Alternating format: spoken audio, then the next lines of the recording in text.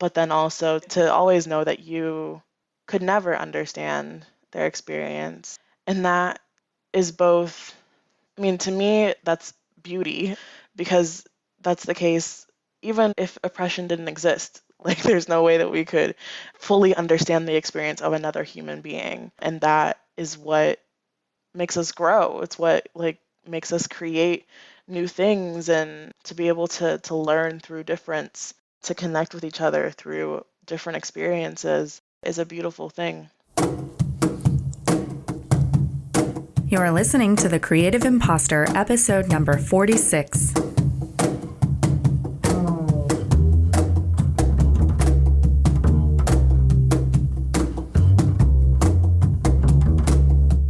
Welcome to The Creative Impostor. I'm Andrea Klunder, and today I am delighted to bring to you my conversation with Andrea Ranae Johnson.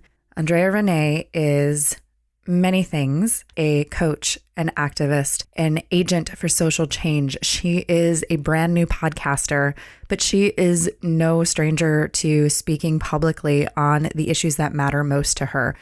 And if you want a little backstory as to where the idea for this particular episode came from, you can skip back to episode number 45 if you have not already listened to it. It's called Talking to Strangers, and it'll give you a little bit of insight as to how it is that we came to a place on The Creative Impostor to talk about imposter syndrome and feeling like a fake when it comes to the issue of social justice, racism, and the desire to be an ally, even when you don't always know exactly how. I made a commitment to Julie Neal of Mother's Quest to be a part of an initiative that is starting this month, September, to explore the idea of solidarity for the Black Lives Matter movement and for issues of social justice. And it made me uncomfortable because I didn't actually know in that moment when I committed to it, when I said yes, when I accepted the challenge, how exactly I would approach this topic or what I would say. And almost immediately after accepting the challenge, Andrea Ranae's new program, Coaching as Activism, popped up in my Facebook feed. And I was like, yes, this is exactly what we need at exactly this moment. We need to have a talk here on the podcast with you. This particular round of Coaching as Activism is starting very soon. And so if you are listening to this episode right when it comes out, you have until Wednesday of this week to sign up, which is September 13th, 2017. If you missed it, don't worry. Still go check out Andrea Ranae's website, which is andrearanae.com, and will be linked, of course, in the show notes at thecreativeimpostor.com/046 and in the description for this episode in your podcast app, because it's been popular and I'm sure she's going to run it again. And even if not, there are so many great links and resources, including her new podcast, Liberty, that you're going to get a ton of value just by connecting with Andrea Ranae, no matter when you're listening to this. Okay, if you think that this topic sounds heavy or difficult or really not what you want to listen to, I encourage you to stick it out, because one thing that I love about Andrea Ranae's approach is that she's extremely positive and extremely hopeful in a very grounded, realistic way. She is in the thick of doing the not always straightforward work of merging and integrating the internal work of coaching and self-help with the external work of activism and social justice. I really enjoyed talking with her, and we probably could have gone on for several hours, but just for your sake, we didn't. So if you would like to continue the conversation, or if you think of some questions that I never get around to asking in this particular conversation, I'd love to continue it over in the Creative Impostor Facebook group, which you can find linked in the show notes or at thecreativeimpostor.com/FB for Facebook. And of course, you can always connect directly with Andrea Ranae. Okay, here it is, my conversation with Andrea Ranae Johnson. Andrea Ranae Johnson, thank you so much for joining me on The Creative Impostor. Thank you for having me. I'm excited to talk. So let's have you share a little bit about who you are, what you do, and what you are most excited about in your work and in your creative life right now. So, I am a coach and facilitator. I focus a lot on leadership and liberation. And when I say liberation, I mean not just personal freedom, but also generally like collective getting free from the things that don't serve us and don't serve our humanity. So I support a lot of people that are in leadership positions, whether that means that they're a coach or a teacher or in some kind of position in an organization where they have a lot of influence, and supporting them to get a grasp on the power that they have to use that influence to shift their communities and, on a larger scale, shift their world into one that is more just and more humane.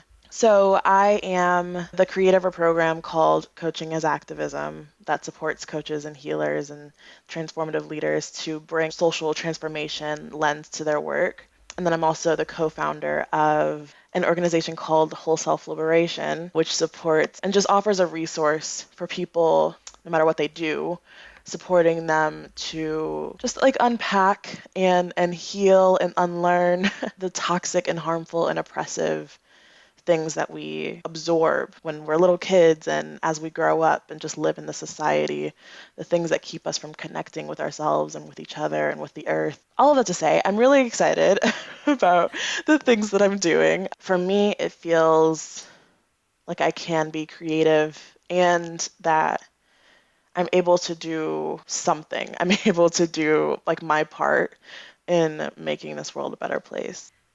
Okay, so I'm glad that you said that you are excited about the work that you're doing because this topic can be extremely heavy because it's very serious and there are really horrific things that have been getting the attention of the news media as of late, like big scale things, right? And I'm caught in this place of wanting to discuss this topic from a place that feels empowering and that feels positive rather than it being this overwhelming, heavy doom and gloom. Because I think what happens is we see something horrible happen on the news, and then it gets replayed over and over again. And then it gets amplified on Facebook, right? And amplified on social media. And everyone's posting things and freaking out and panicking. But then that feeling of heaviness and that feeling of oppression and that feeling of overwhelm doesn't actually translate necessarily into action or into an improvement or into anything that we feel like we can do. And so I'm wondering if you can give us some insight into how do you recommend we deal with all of this negative news and very heavy, serious, tragic news that's coming to us a lot lately. Yeah, I mean, this morning, this morning, and just like generally all day, I've been feeling like kind of heavy and just felt this deep sense of urgency coupled with this feeling of of overwhelm and just how can I help? And I think that's something that a lot of people feel that like these things are so big, these problems have been happening for so long. How can I, this one person, me as an individual, change something like that? And I was also thinking when you invited me on to your show, I was wondering, okay, so where does imposter syndrome show up in this work that I'm doing and supporting other people to do? And I think one thing that I'm really committed to unearthing is the fact that we have power. We have the power to change what's currently happening in this world. And I think where imposter syndrome comes in is that we see things, they're so big, they're so daunting, and we say, there's no way I could change anything. Who am I to even try? And with that kind of mentality, it's not going to change. And so, yeah, the thing that is pretty high up on my priority list in terms of my work with people is supporting them to see like the places where they have opportunities to influence. And even though it might be small or it might seem like it's not immediately affecting something, we have so many opportunities constantly all around us to shift our culture, to shift our society, to shift systems, to shift ourselves and the way that we relate to each other, and to bring awareness to those and seek out those opportunities because they're there. Do you think that news media, tragic events, huge things happen, and suddenly everyone pays attention for a little while? But racism and inequality and social injustice is not something that is limited to a few isolated incidents, and it's not something that's new that just suddenly appeared. I keep thinking of like small ways that this shows up in our life and in our world, and how we can look for opportunities to affect change on a small individual level. And I'll give you an example of what I'm thinking about. So I was just in Southern California for this podcasting conference, and I was staying in a neighborhood that is primarily Hispanic. And I was attending a conference in an area that's very like Disneyland and convention center and tourists and things like that. And I was picked up by an Uber driver from the hotel to go to where I was staying, like, 15, 20 minutes away. And he's like, "Oh, why are you staying in that area?"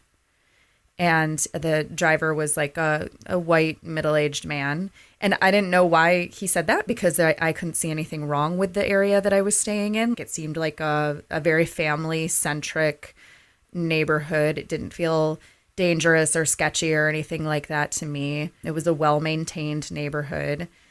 And he's like, "Why are you going to that neighborhood?" I said, "Oh, my friend has a house there and I'm staying with her."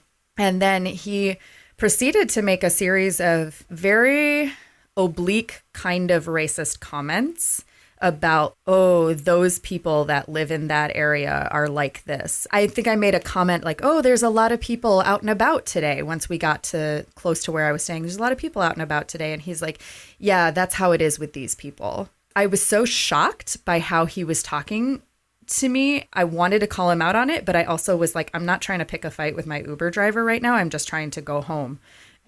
And so I think that these tiny little microaggressions happen all the time.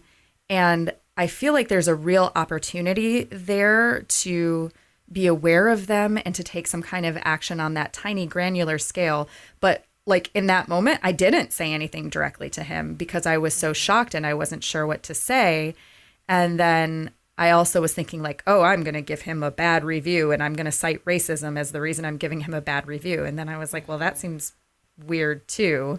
Yeah. So I'm wondering if you could speak a little bit about that pervasiveness of this kind of thinking and this problem that we have in our society. Yeah, well, since we're both in Chicago, Mm-hmm. I have like a example from and relates to like what you just shared too. Last night my dad had a party. He lives on the south side, and it was just like a gathering of him and his friends, and he invited like 70 people, and maybe like 12 people came, and they were all black. And if for people that don't know, like the south side is predominantly black. And he was talking, there was one person that came that wasn't black. He's a Latino. And we were just talking afterward about like how glad he was that he came, that the Latinx guy came, because he knew that that was kind of like a out of the norm for him. And my first thought was, oh yeah, people don't want to come to the South Side. Like you invite people to the South Side, people don't want to come down here because there's so much prejudice, and because of the way that the city is set up, there it's so segregated Mm-hmm. that people, especially on the North Side, do not venture out to the South Side or the West Mm-hmm. Side unless they absolutely need to. So there's moments like that for the people that got those invitations. I don't know what I can't assume like what prevented them from getting there, but especially for the people that weren't black who looked at those invitations, there's a moment there of reflection of just like, why am I not going? Am I going because it's on the South Side and I don't want to be on the South Side because the South Side makes me uncomfortable? And why does the South Side make me uncomfortable? So I think what in our everyday lives in every moment. One thing that we can do is hold ourselves accountable and hold our like family members, our friends accountable to the way that they're showing up and how that might be influencing and impacting these larger issues. Because people not wanting to come to the South Side is both a symptom and a pillar of why the South Side is so under-resourced.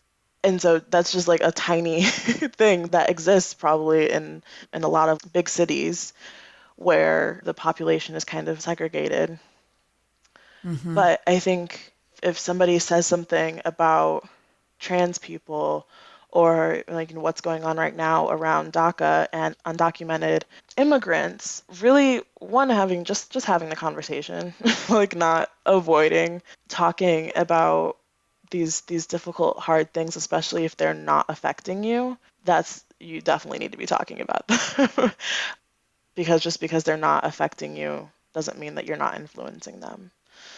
So little things where we go to the uncomfortable place, we go to the uncomfortable conversation, we go to the uncomfortable question of ourselves. And then like the choices that we make. In that moment, were you in an Uber in the story that you told? Or like Yeah, I was in an a Uber. car or Yeah. something like yeah, in that moment there's so many things at play, right? Like he's in charge of the car that you're in. Like, so there's like an inherent power dynamic where, Right. you never know what could happen if you really challenge him. And at the same time, there's so many different scenarios that could play out as. And like I had a similar thing happen to a friend when I was in San Antonio. My friend got into a car. She was black and is black, and she got into a car, and he had a like a Confederate flag somewhere in his car, Oh, and she was like, I. I don't even know what I would do in that situation. I would just probably yeah. try to like get out of the car as soon as I could or something. But there are moments where we like see things or we hear things and we either know that they're wrong or we think that they might be kind of dehumanizing or racist. And we can use those moments, especially if we have a relationship with the person that's showing up in that way, or if it's you that's showing up that way, to go there, to go to that Hmm. place. Yeah, I mean, and it is super uncomfortable not just to recognize it in other people or in someone you know or in a stranger, but to recognize these things that are ingrained in us, right? Because as you're talking about Chicago being very segregated, and I live in a near Northwest Side neighborhood that is, very predominantly white. And occasionally, like if I'm walking home at night by myself from the train or something, and there's a lot of factors. I mean, there's like safety factors too, but it's like, Hmm. what is the thing when I see somebody and I'm walking home and I'm by myself and it's nighttime? What is the thing that makes me cross the street to walk over to the other side? Or what is the thing? There's like these little reactions that I'll catch myself having, and I'll be like, why am I reacting to that person that way? Like, is that intuition or is that like some kind of prejudice that's in my mind? Oh, this person might be dangerous based on what, and is Hmm. that an intuition or is that some kind of cultural programming? And oh, this person looks out of place in this neighborhood. I mean, keeping in mind that violence is a real thing that happens Hmm. and is an actual concern, and safety is an actual concern. But like having that moment of self reflection rather than just taking everything for granted, I think is really important. Yeah. Yeah. And like you said, it's so complex.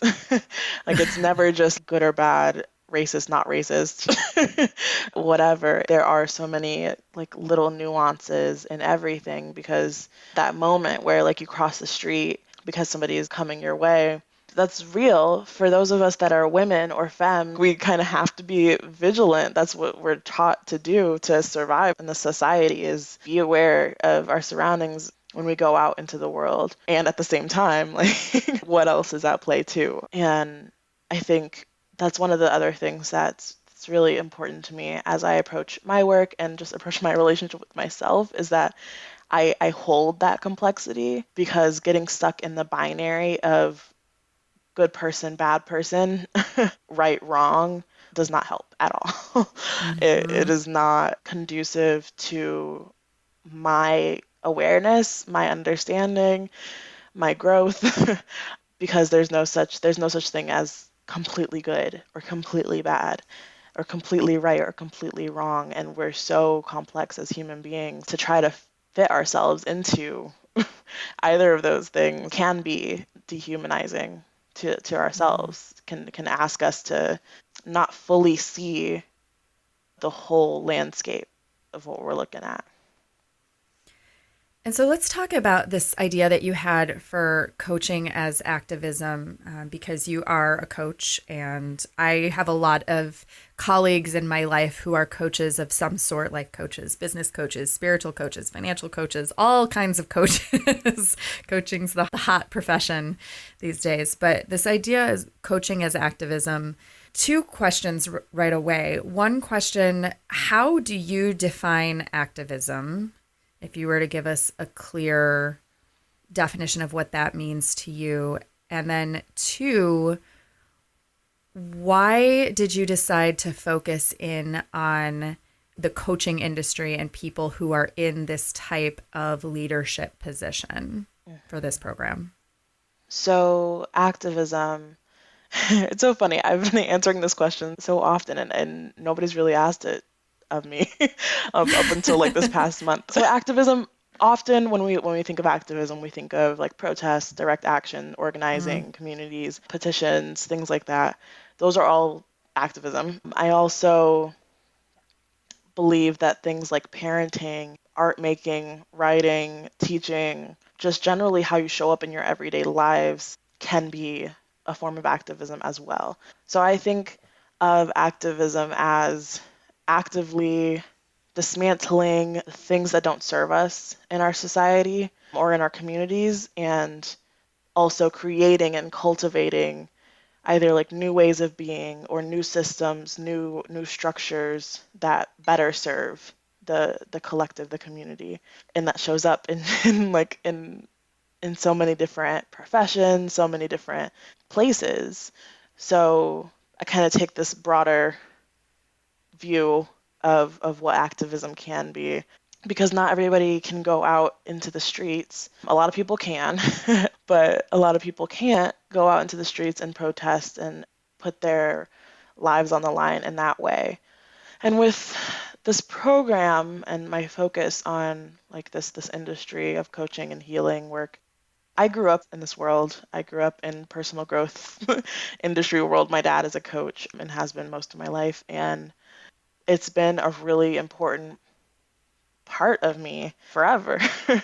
And social justice has been a really important part of me forever. And I felt, especially once I went to college, I felt like two different people. I felt like that it was so hard for me to be in personal growth spaces because they had no analysis or understanding or context of oppression and unjust systems in our society. And then it was really hard for me to be in like social justice circles because so much of it is focused on changing systems, changing mm, institutions, or just burning down all the institutions, depending on your politics, but focus on outside. And I think it's changing a lot now, but there just like wasn't, in what I was experiencing, there wasn't a lot of space for talking about what's going on inside. And being a frontline activist, being a protester and an organizer is such heavy emotional work. So it was just really hard for me to be in those spaces because it was like there's so much going on inside of us, but we're not talking about it. And then on mm-hmm. the other end, it was like there's so much going on outside of us, but we're not talking about it. So I focused my college studies on bringing those two pieces of me and the two topics that I was most interested in together. And at a certain point, I just kind of got fed up and realized that I had this vision for a different way of being as coaches, as healers, as people that are doing transformative work, for us to do some deeper work, because we're already doing beautiful work.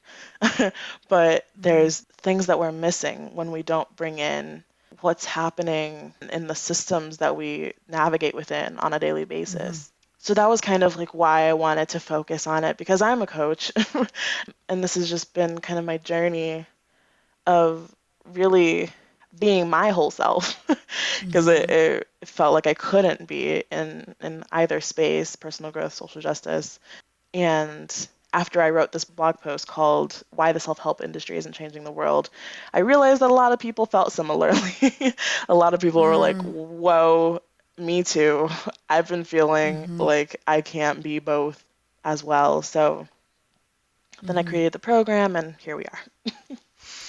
Yeah. And if you had one piece of advice that you could give to somebody who is in a leadership position or who is a coach, and I'm going to take that a step further and say, particularly somebody who wants to be of service to a population of people or to an individual who is not necessarily someone whose whole experience you understand. So, for example, this summer my listeners already know this, but you may not know this.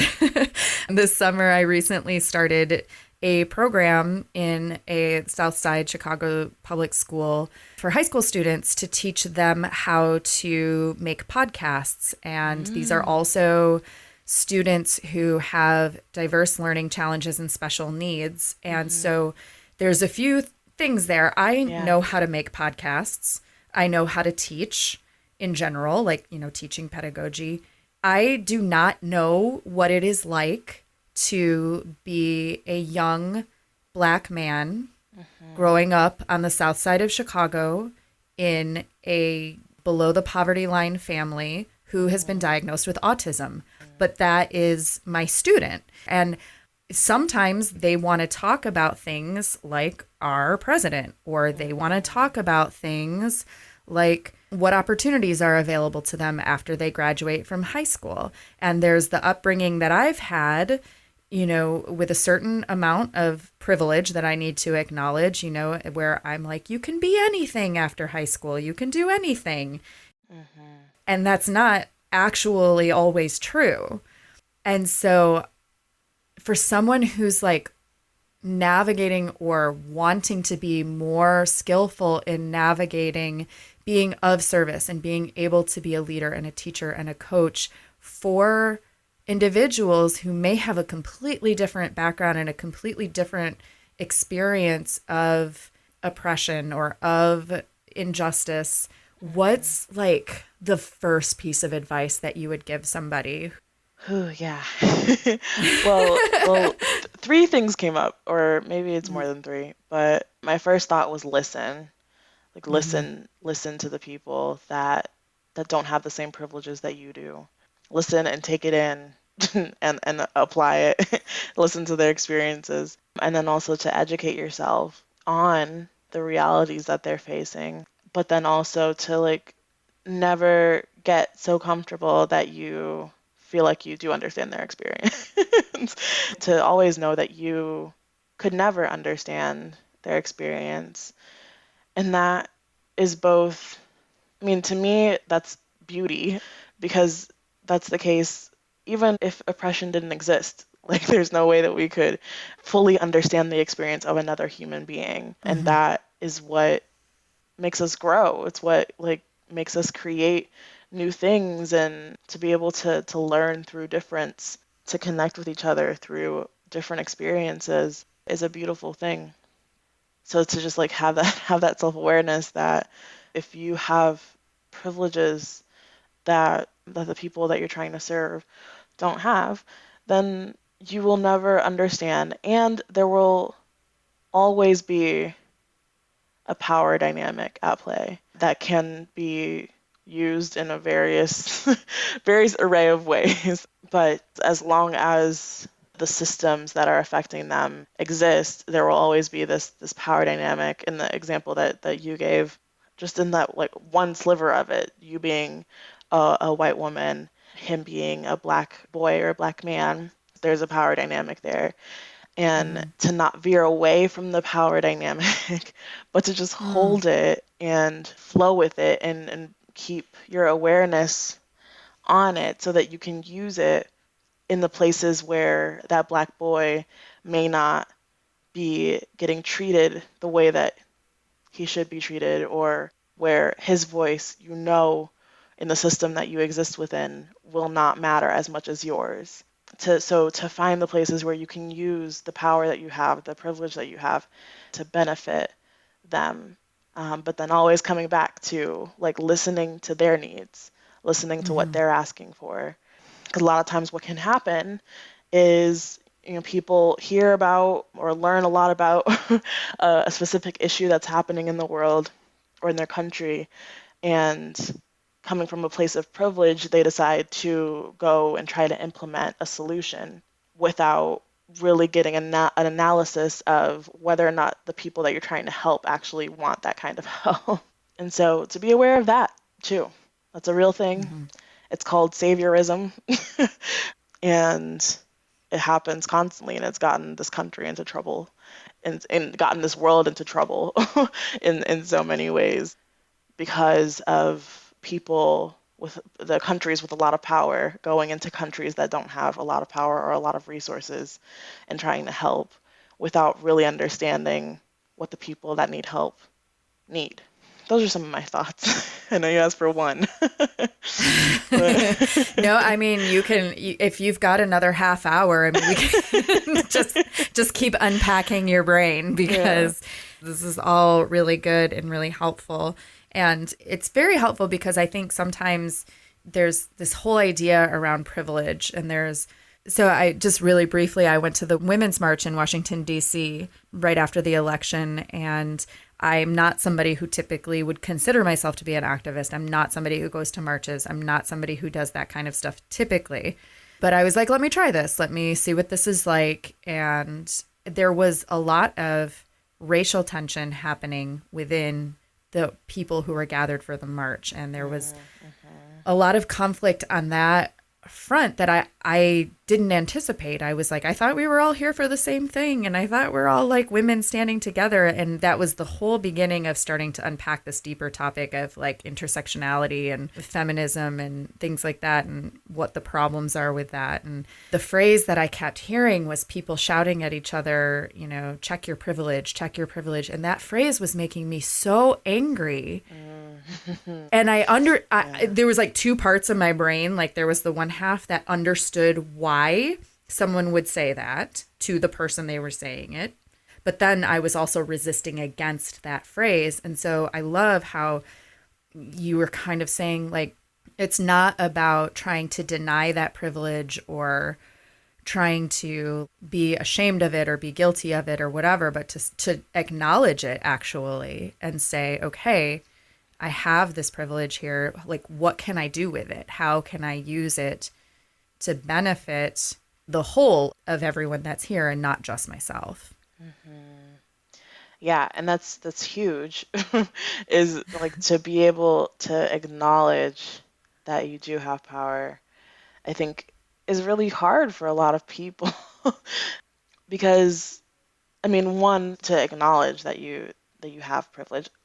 Also, side note, we all have privilege in certain ways. It's not just like a white black thing. Yeah. I have, like, though I don't have privilege in the sense of like racism and sexism and things like that, I do have privilege in terms of I'm not trans, I don't have any disabilities, I'm an American, Mm-hmm. and I'm a citizen in this country. I don't have to worry Mm-hmm. about being deported.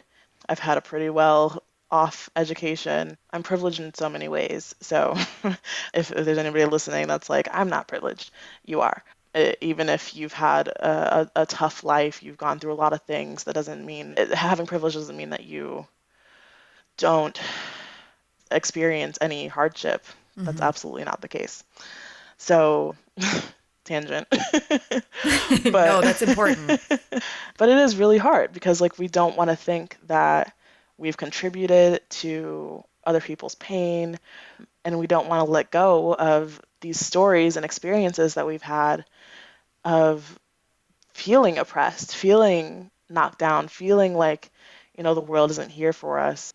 And it feels like we kind of get in that binary of like, If I have privilege, then that means that I have just like floated through life. Like life has been good Mm-hmm. for me. And if I don't have privilege, that means that like my experience is valid, and it's both and neither. Mm-hmm. Yeah, but that acknowledging it is crucial, because if you don't know that you have power, then you can't use it. Okay, so what is your vision for what's possible in the work that you're doing? So, another way to ask that would be, what would a liberated world look like to you? Mm. So I don't know about fully liberated, but I do. I mean, I would love to see the majority, at least in this country. I'm just going to focus on this country.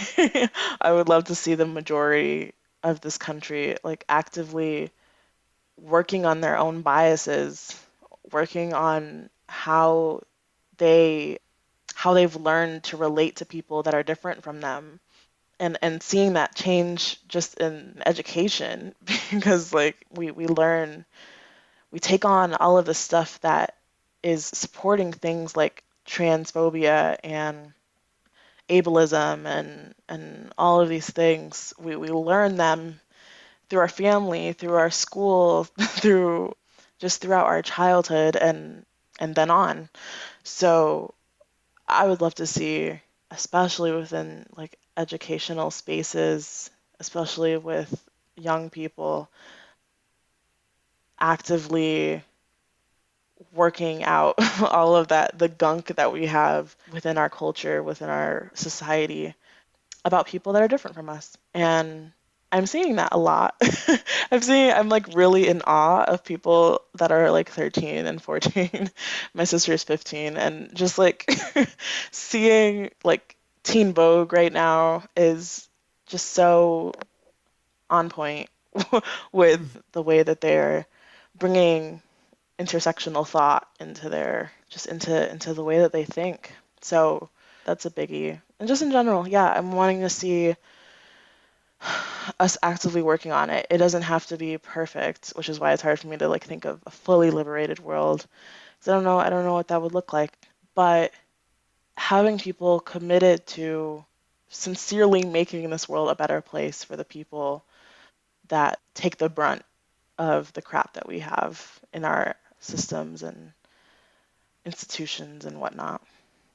My last question for you is, do you have anything else that you want to share with us before we say goodbye? I've just been kind of on this kick lately about, and we've talked about it a lot, just that like you have so much more power than you realize to affect these issues, to shift them in a better direction. And so if you're feeling hopeless or helpless or powerless, that's real, that's valid, and look for the places where you do have opportunities to influence people. Okay, I felt so inspired and affirmed after getting off the call with Andrea Ranae. She really brought a breath of fresh air to a topic in my heart where I was feeling a little lost. Okay, a lot lost whenever I would think about it. I mean, okay, we did not solve all of the world's injustices and problems in this particular conversation. Don't get me wrong. There is a lot of work to be done. And that is why I encourage you to do the deep work, to start to think about how you and the people around you relate to people who are different from us. It's not always the easiest or most comfortable thing, but I promise you, if you consciously put it in your mind to start to pay attention to these moments where we are relating with people who have a different experience, and you start to look around and see what the experience of other people are, if you put this as a priority in your heart and in your mind, you will start to see things that you never saw before in new ways that you never imagined.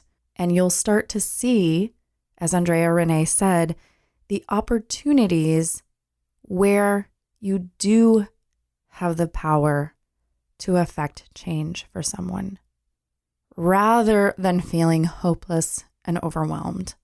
You and Andrea Ranae and I might not be able to solve all of the injustices of the world, but we can make a difference. And it starts with awareness, acknowledgement, and working toward consciously building empathy. In fact, as I'm saying that, I just realized that I am going to post something which is not currently posted for you on that topic.